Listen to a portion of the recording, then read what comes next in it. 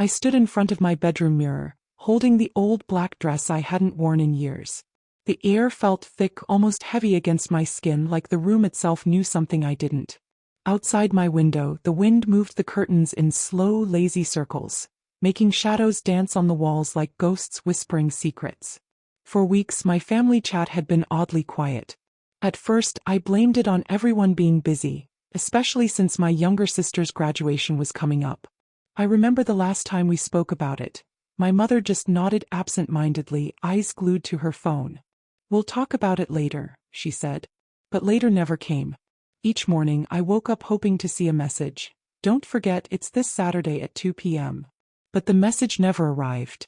Instead, my sister posted photos of her cap and gown fittings, pictures of her and my parents walking the campus together. My name wasn't tagged. My face wasn't needed.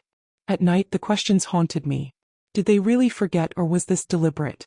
Was there something so wrong with me that they'd rather I didn't come? My chest felt tight every time the thought crossed my mind. And yet, something inside me refused to give in to the silence. That morning, I scrolled through my sister's latest post. "Can't wait to see everyone tomorrow." Everyone but me, apparently. My thumb hovered over the comment button, but I stopped. I wasn't going to beg for an invitation to my own sister's graduation. Instead, I found myself searching the university's event page. There it was, right in plain sight. Graduation ceremony, Saturday, 2 p.m. Grand Hall.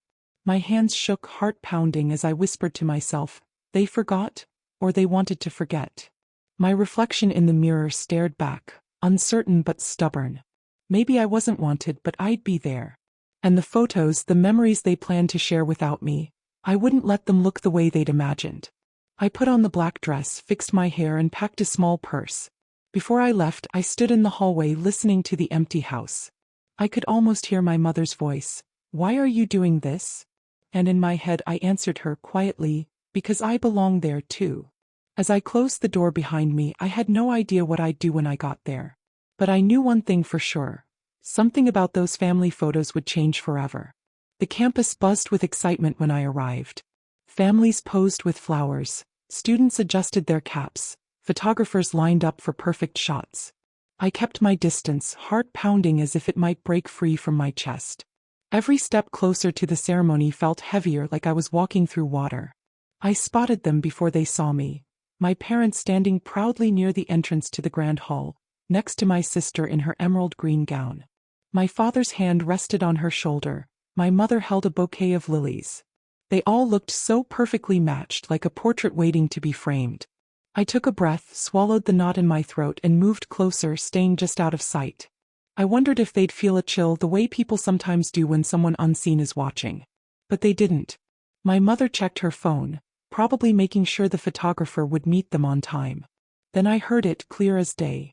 "Well, at least we don't have to deal with her today," my mother whispered. The words stung sharper than I expected. Even when part of me suspected this, hearing it made my hands tremble. I pressed my back against the wall, fighting tears. Her. I wasn't even worth saying my name. I could have turned around right then. Left them to their perfect family moment. But I didn't. Instead, I walked quietly toward the hall, found a seat in the second row, close enough to see everything but far enough to stay hidden. Around me, people hugged and laughed. I sat alone, clutching the program until it crumpled.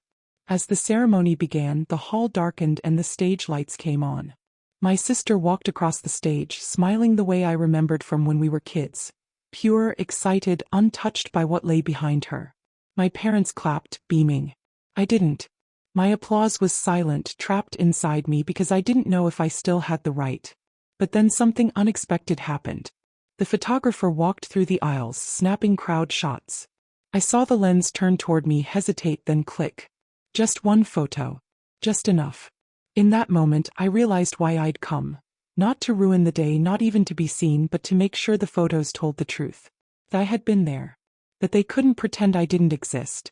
The ceremony ended and people spilled into the lobby, hugging, posing, crying. I stayed seated, heart racing, until the hall began to empty. Finally, I stood, walked toward the exit, and froze. My parents were right there, staring at me. My mother's face drained of color, my father's jaw tightened. My sister turned, surprise flashing across her eyes. For a second no one spoke. The silence felt like a knife. "What are you doing here?" my mother hissed, stepping closer. I swallowed, my voice barely a whisper, watching my sister graduate. The moment stretched on, painfully slow.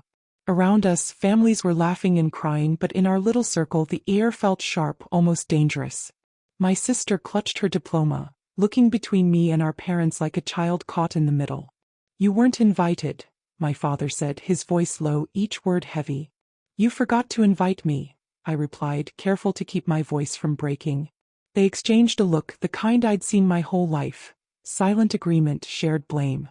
My mother opened her mouth to say something else, but stopped when she noticed people watching. And then, almost like it was scripted, the photographer appeared beside us. "Family photo?" he offered, smiling politely, unaware of the tension thickening the air. My parents froze. My sister hesitated, her eyes meeting mine.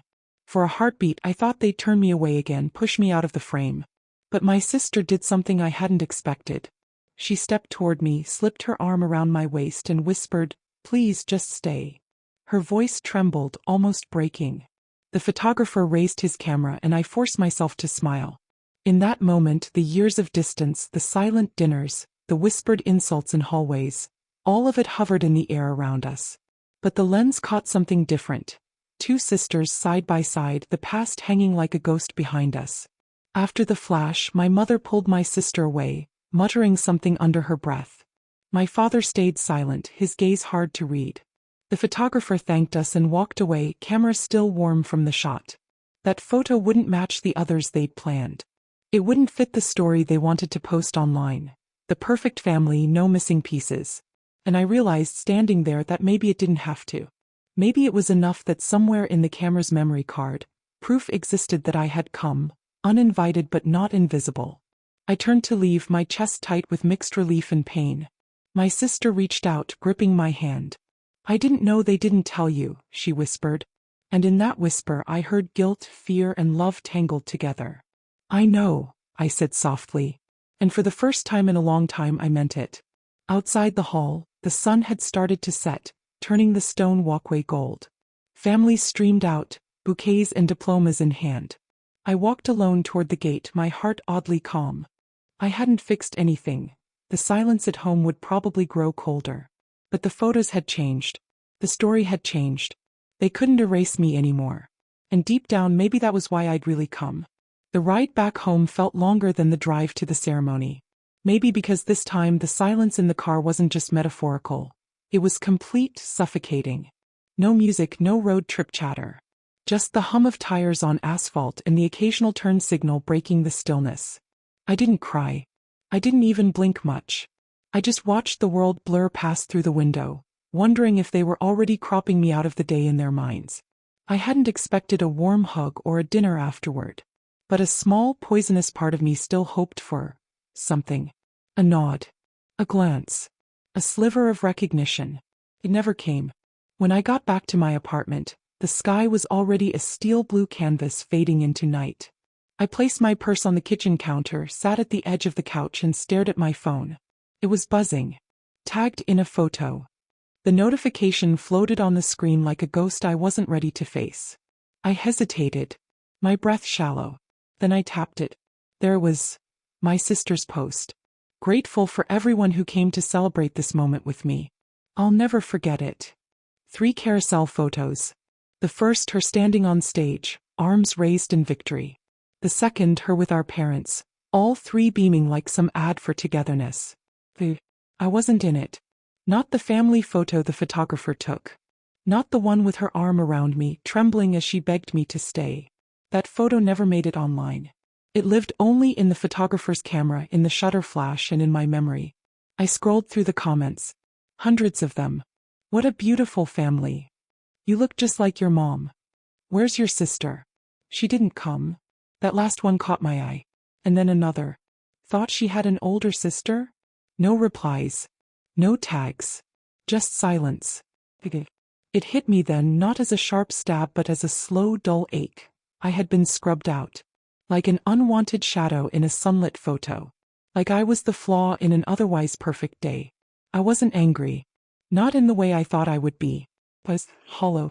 But fate sometimes has its own way of restoring balance.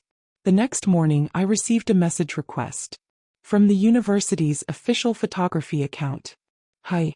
We captured a few candid moments during the ceremony.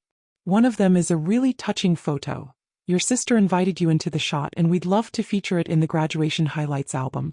Would that be okay? I stared at the message for a long time. Reread it over and over. The photo still existed. Not just in memory, but in a place that mattered. I didn't answer right away. I needed time. Needed to breathe. That afternoon my sister texted me. I didn't know they didn't tell you. I swear. No apology.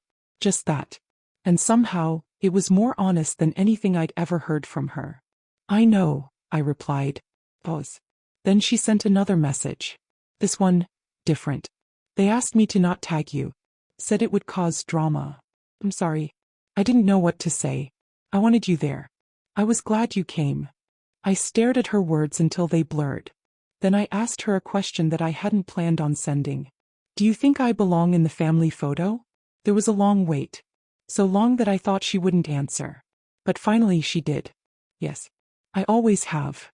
I didn't press further. Didn't drag her into the blame, the guilt, the frost that had settled in our family over the years.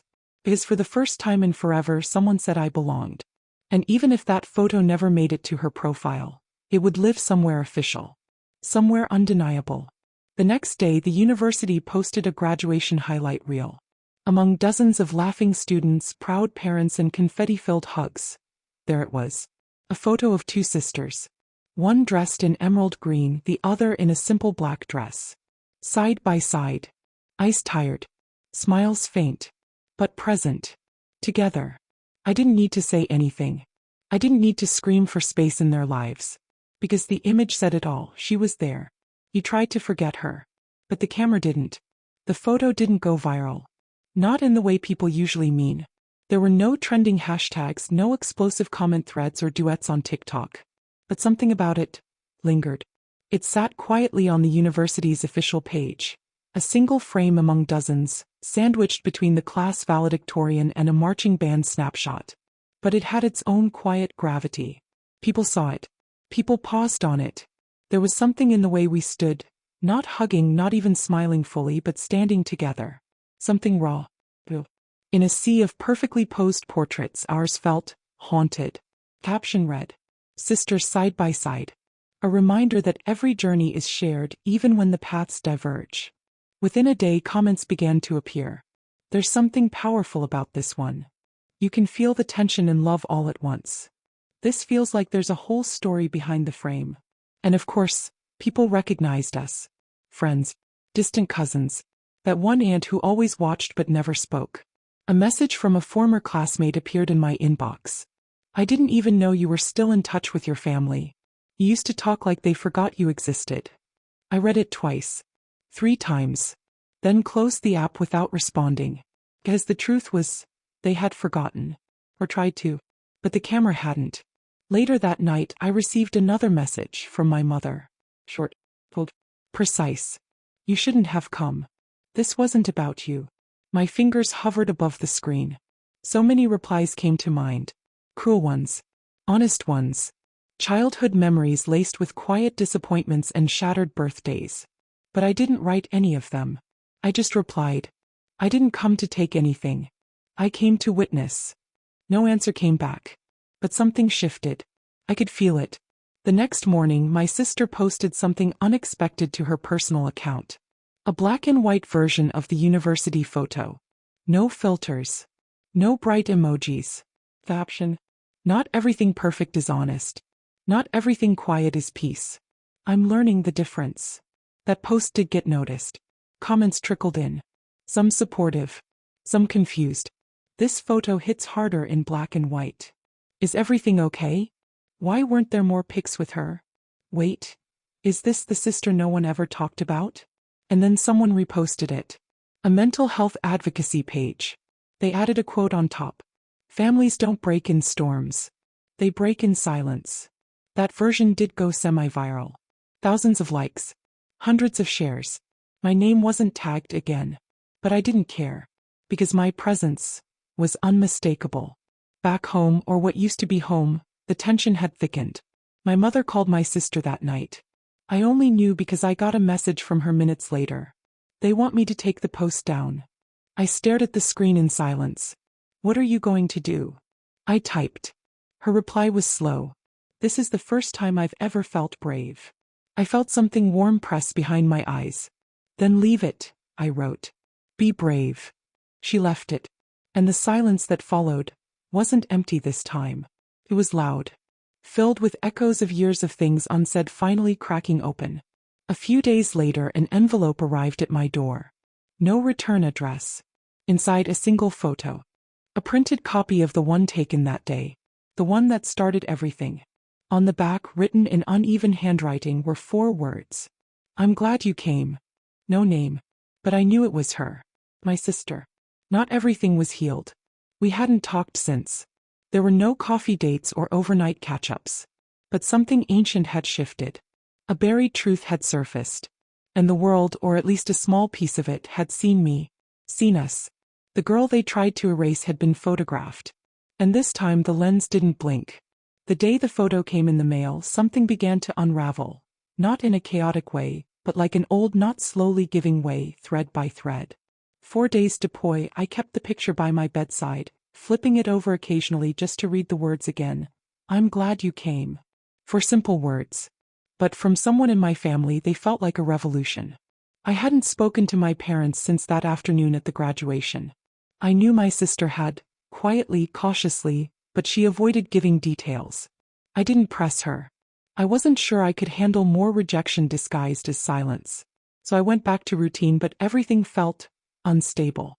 Like the air around me was waiting for a door to creak open, a truth to come out.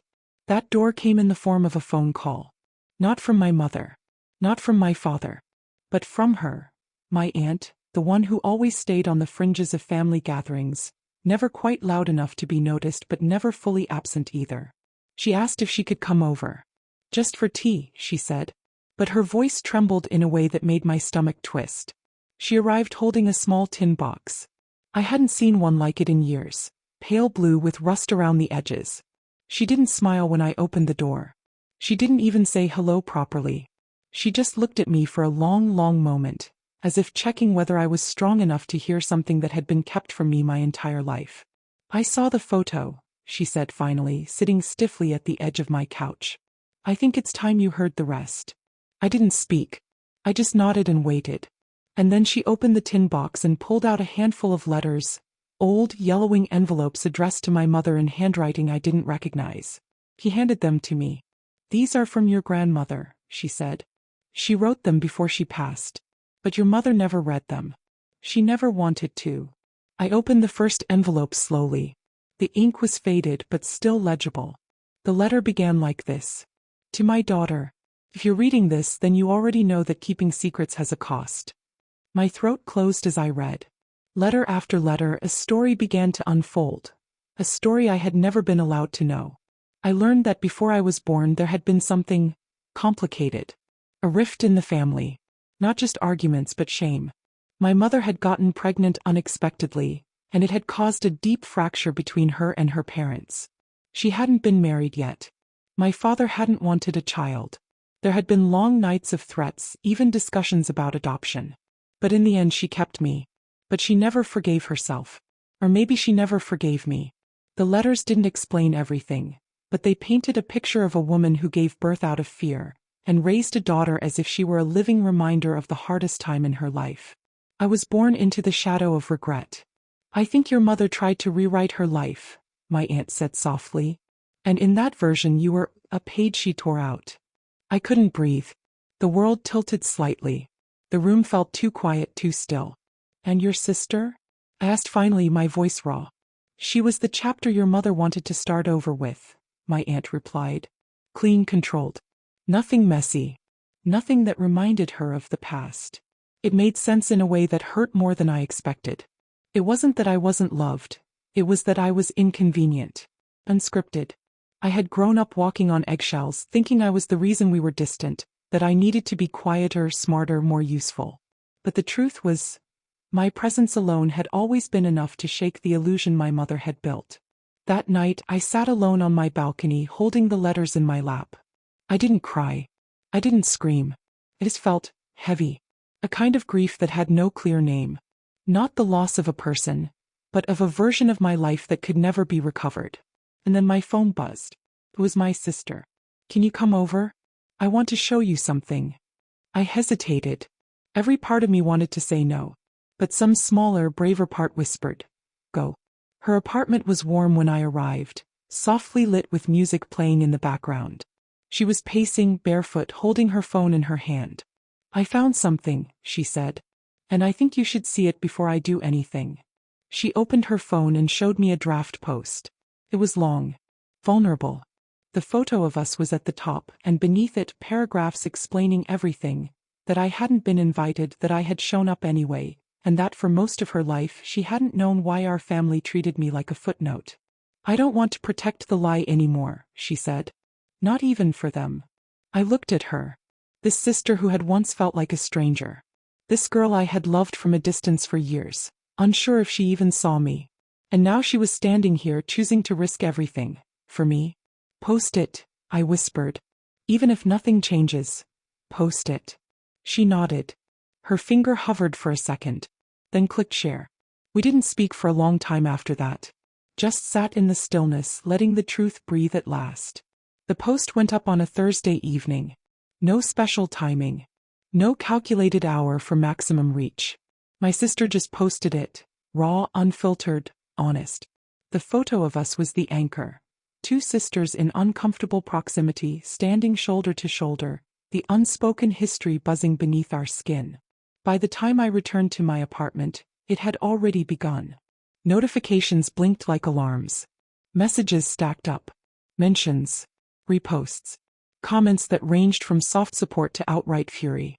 The story, in all its intimate ache, resonated far beyond our small corner of the world.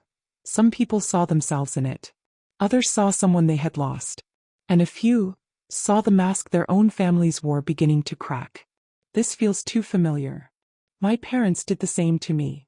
I didn't cry until I read this line. I didn't come to take anything. I came to witness. You don't owe them silence anymore. She's your sister. And she showed up. Within hours, the post had been shared over 10,000 times. My sister's inbox flooded. Influencers reposted.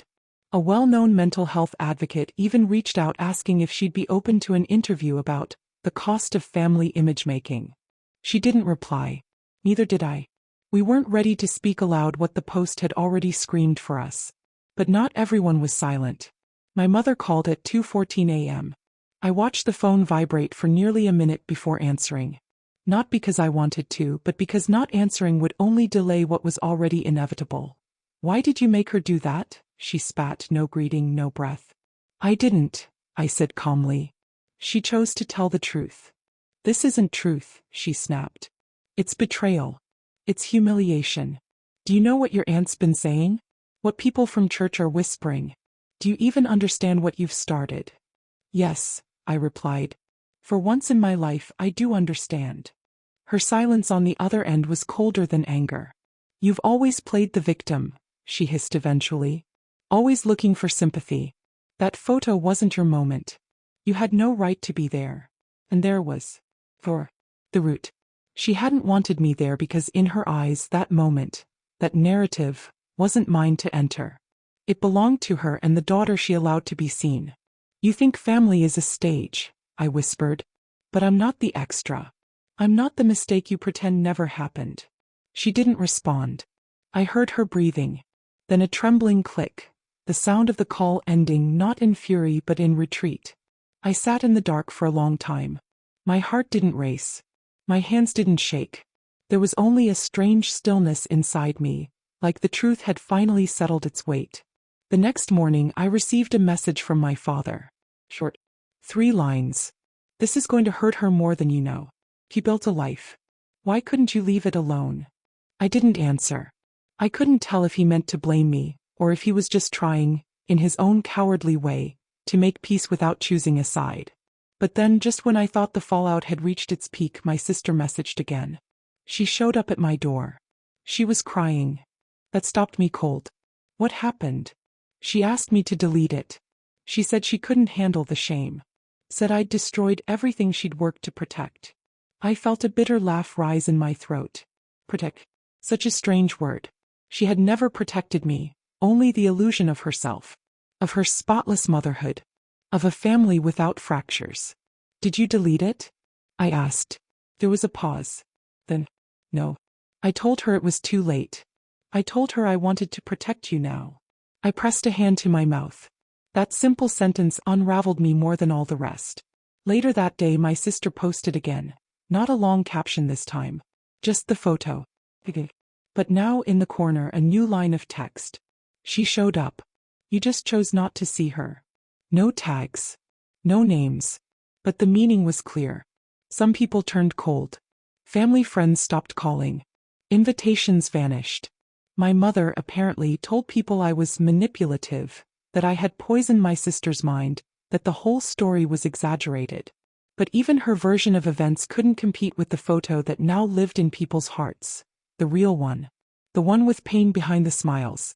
And something unexpected happened. People didn't forget. The photo became a symbol. A quiet protest. A whisper against erasure. It was printed in a magazine article titled, "When Families Edit the Truth." It was displayed in an art show about hidden emotional wounds. Someone even turned it into a painting. Messy, abstract, but unmistakably us. I was no longer invisible. They couldn't erase me anymore.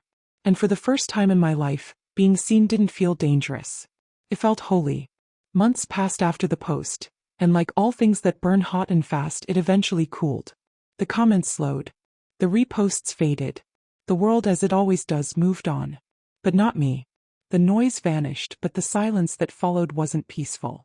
It was heavier. The kind of quiet that comes after something breaks. Not because it healed, but because there's nothing left to say. No one from my family reached out.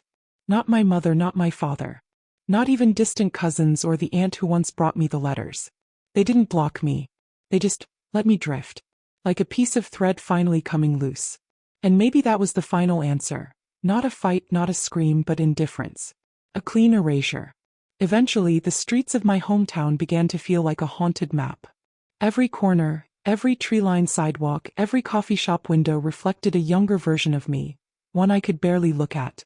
The school gates. The bench at the park. The grocery store aisle where my mother once told me I was too loud, her hand gripping my arm too tightly. So I left. Not in a storm. Not with a suitcase full of rage. Just with a quiet, decisive breath. I moved to a small town 2 states away. A place with wide skies and buildings that didn't loom over you. A town where nobody knew my name or my story. No one looked at me like I was a question with no answer. It was nothing special. Grocery stores that closed early, streets that smelled like rain and dust, neighbors who waved without asking anything personal. But it was far enough. Far from the places that hurt. Far from the people who erased me with a smile. I rented a modest apartment. 1 bedroom. White walls. A crooked ceiling fan. The silence in that place wasn't aggressive like it used to be. It was clean. Like it was waiting for me to give it shape.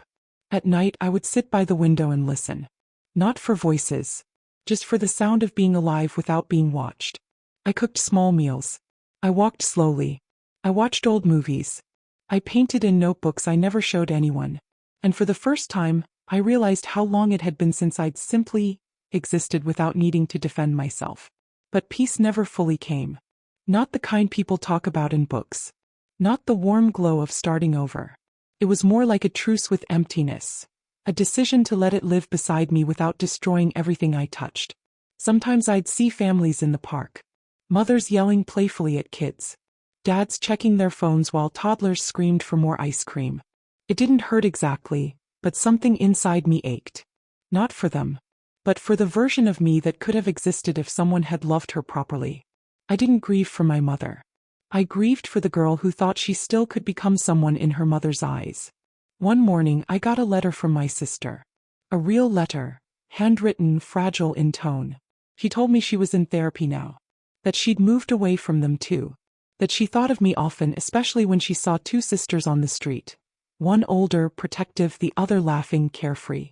She said she was trying to unlearn everything they taught her about love, about silence, about family. But near the end of the letter, one sentence stopped me cold.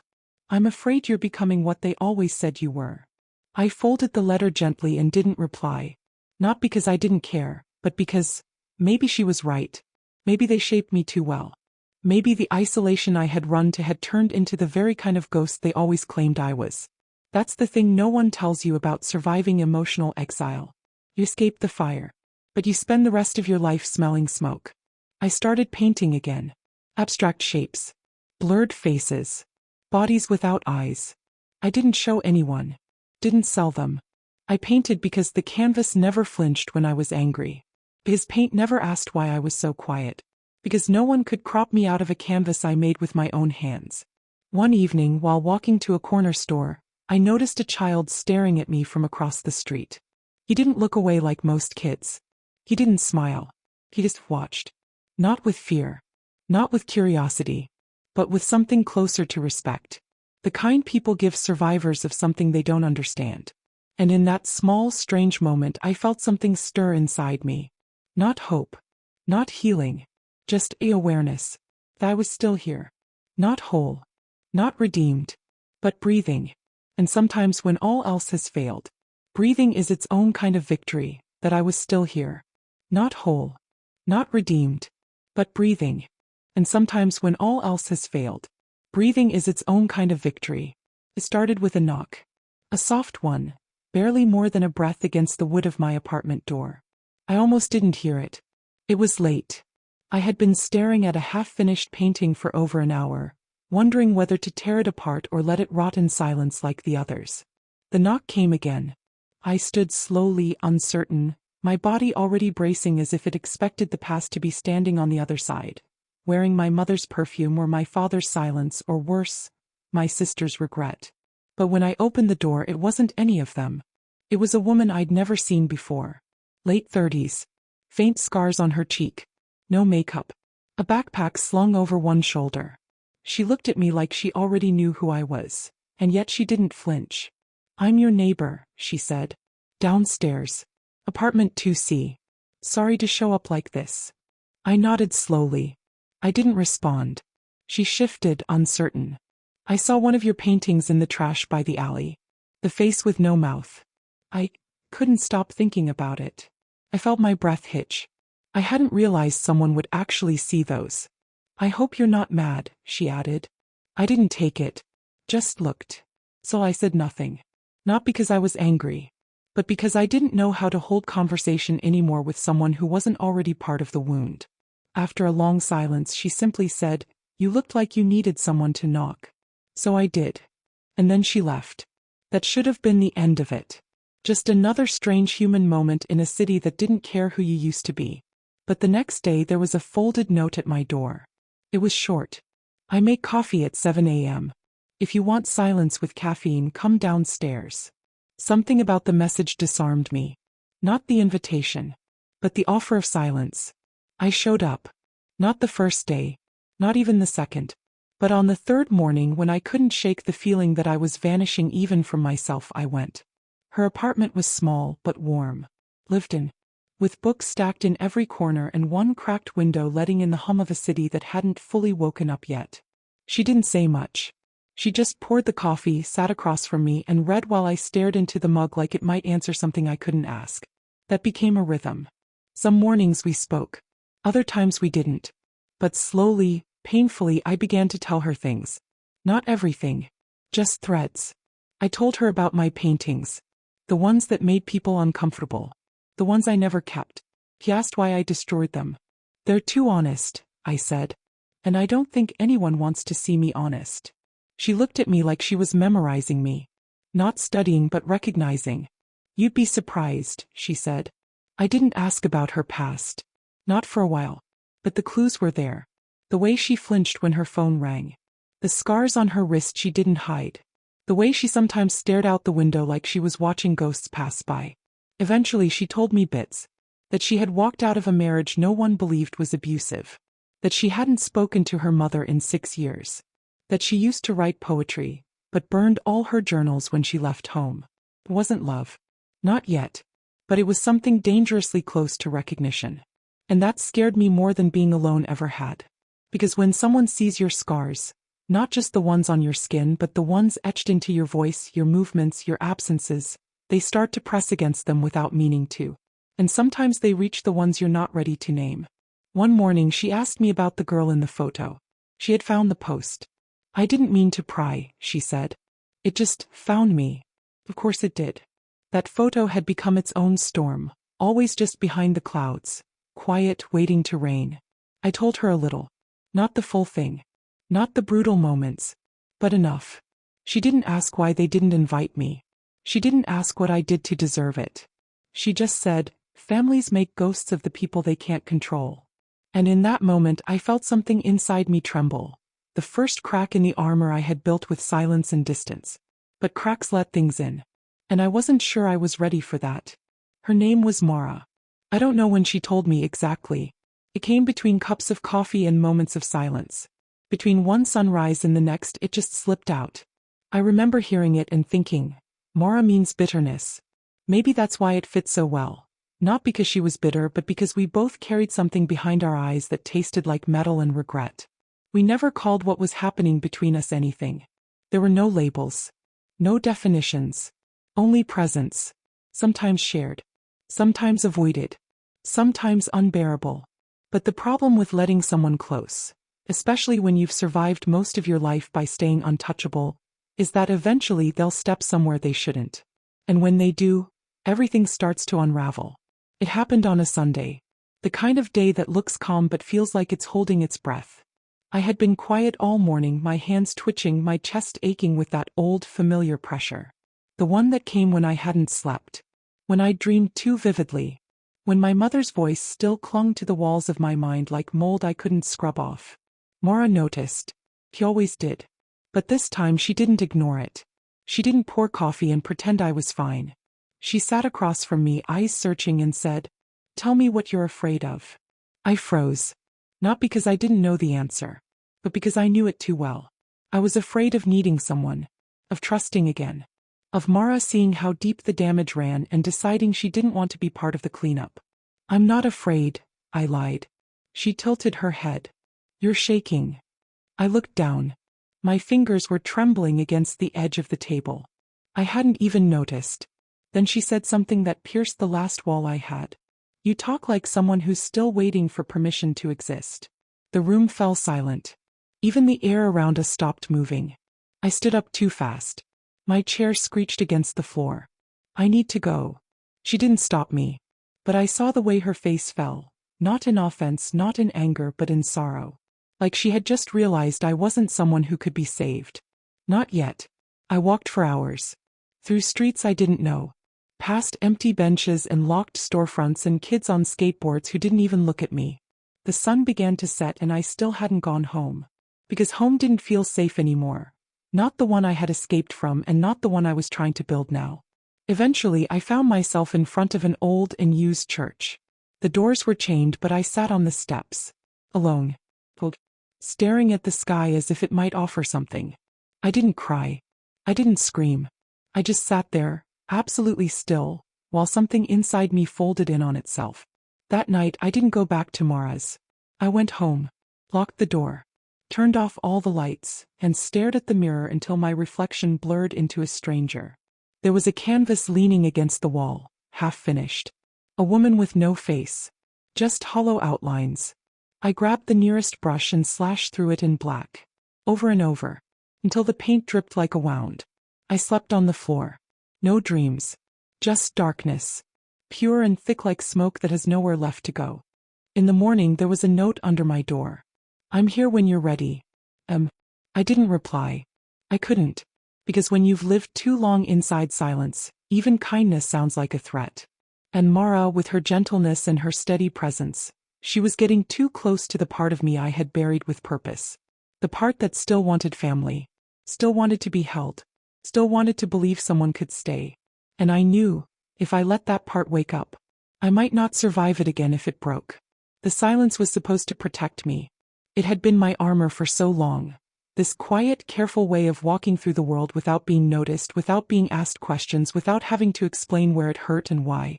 I thought if I stayed still enough, small enough, distant enough, nothing could get close enough to damage me again. But it turns out, silence isn't armor. It's a coffin. And I had been lying inside mine with my eyes open for years. The collapse didn't come with screaming. It didn't look like the movies. No plates shattered, no dramatic rain against windows. It came in pieces. Whispers. Bruised breath. A slow cracking of the dam I'd spent my life building brick by careful brick. It began with the sound of Mara's footsteps in the hallway. Not approaching. Just passing. She was going somewhere else. Living her own small life.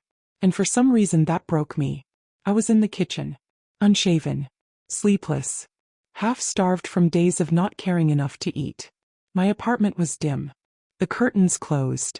The air thick with paint fumes and decay.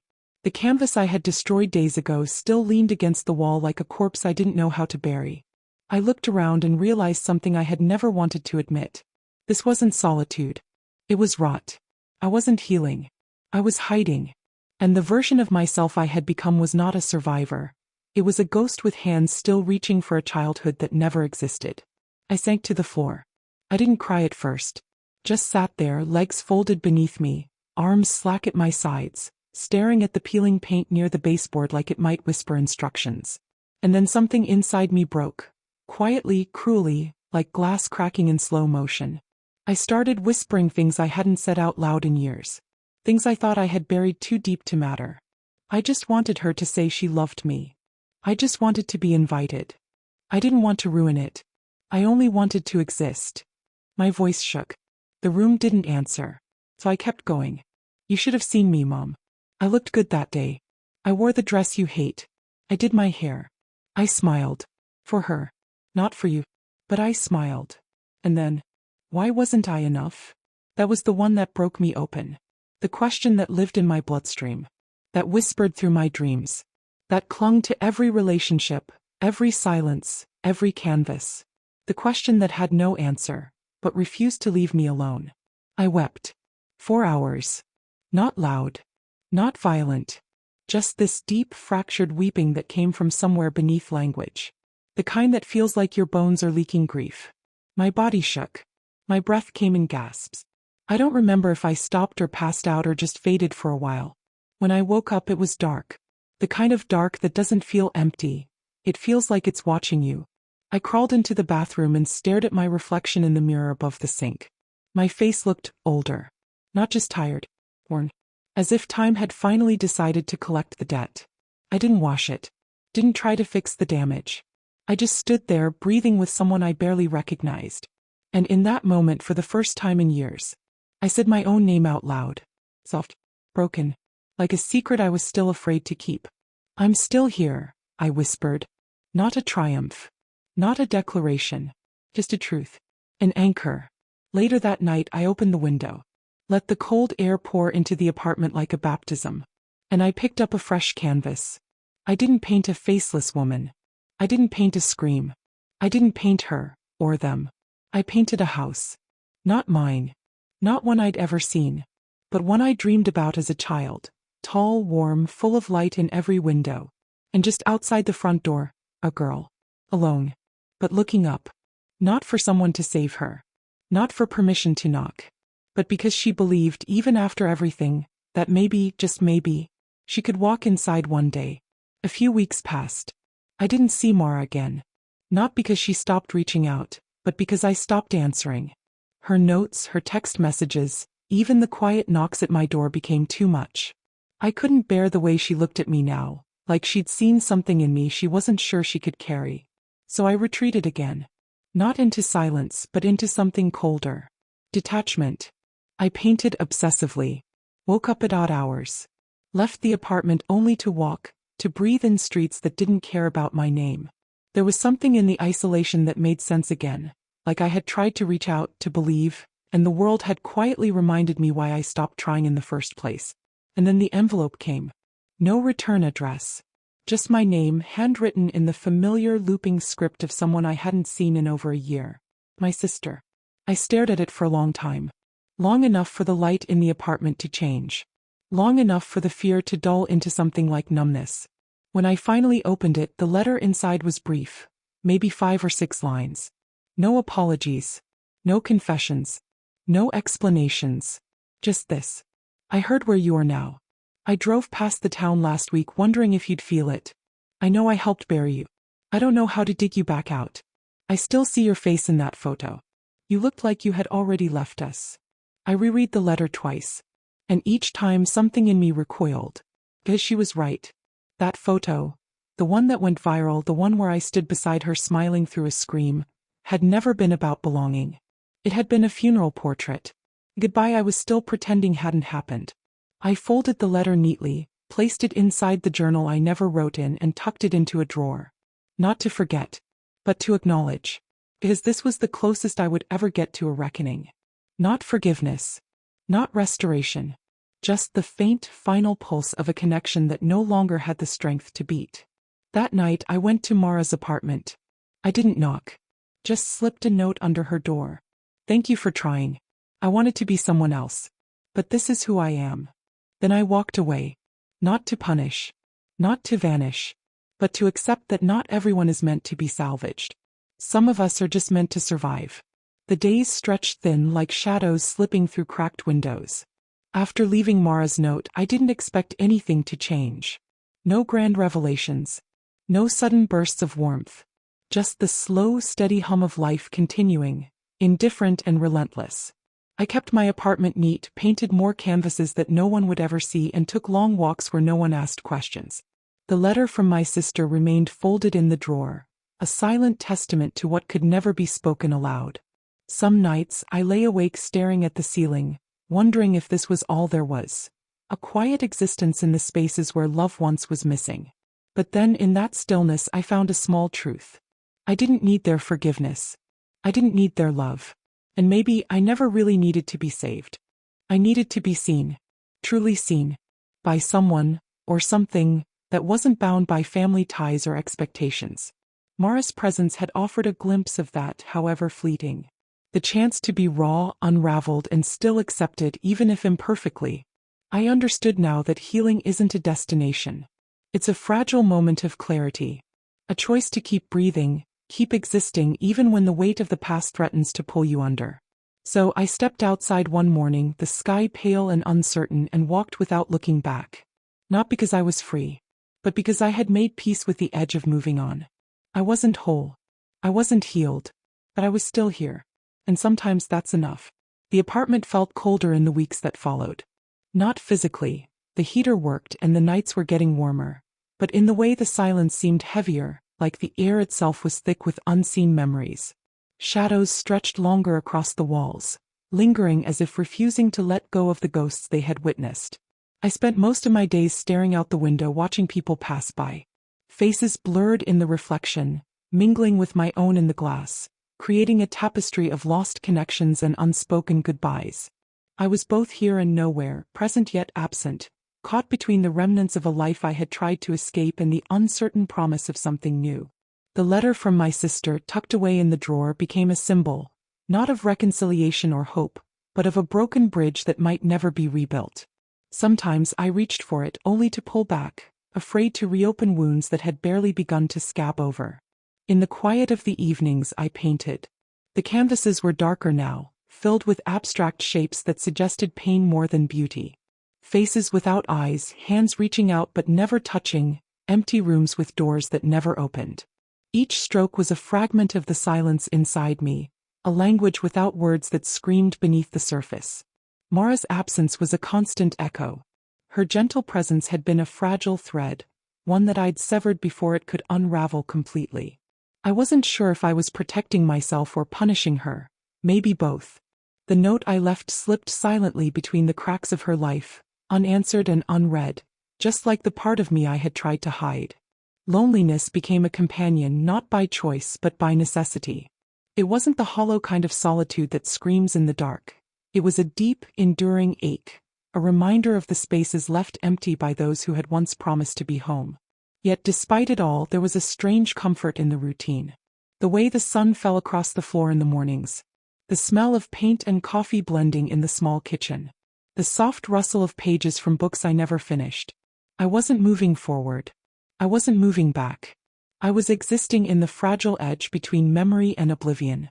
And in that place the past whispered, not as a tormentor, but as a shadow that shaped the contours of who I was still becoming. Days bled into nights with a slow, relentless rhythm, like the ticking of a clock no one else seemed to hear. The world outside my apartment moved on, indifferent to the quiet storm raging inside me. I often wondered if my pain was even real, or if it had become just another shadow in the periphery, invisible to all but myself. The scars I carried were not the kind you could see. No bruises or broken skin, just invisible wounds etched deep within my mind and soul. Every encounter with my family had left marks, not physical, but emotional bruises that pulsed long after the words were spoken or withheld. The betrayal of being forgotten, the sharp sting of silence, the cold absence of love where it should have been most abundant. I would sometimes touch my chest as if trying to feel the weight of those wounds, to confirm they were real and not figments of a shattered imagination. The ache was a constant hum, an unyielding presence that followed me through every step, every breath. I retreated further into my art, the only language left when words failed. My paintings grew darker, more chaotic, bursts of black and crimson bleeding into shades of gray and deep blue. Faces became distorted, mouths sewn shut, eyes hollowed out. Hands reached desperately but never found hold. It was as if the canvases were mirrors reflecting the turmoil trapped inside me. Sometimes I wondered if those paintings were cries for help or declarations of surrender. Maybe they were both. Maybe they were the only truths I could say aloud without breaking. Sleep came in fragments. Dreams were haunted by echoes of my mother's voice, distant but sharp. My father's silence heavier than any shout. My sister's gaze conflicted and sorrowful. Each morning I woke feeling as though I had been fighting a war I could never win. Mara was a ghost in my memories, a fragile light that flickered briefly then faded. Her kindness had felt like a balm, brief, insufficient, but precious. Yet I had pushed her away, afraid that letting her in would mean exposing the rawest parts of myself, parts one wasn't sure even I could bear to see. The letter from my sister remained folded in the drawer. Some days I thought of tearing it up, freeing myself from its weight.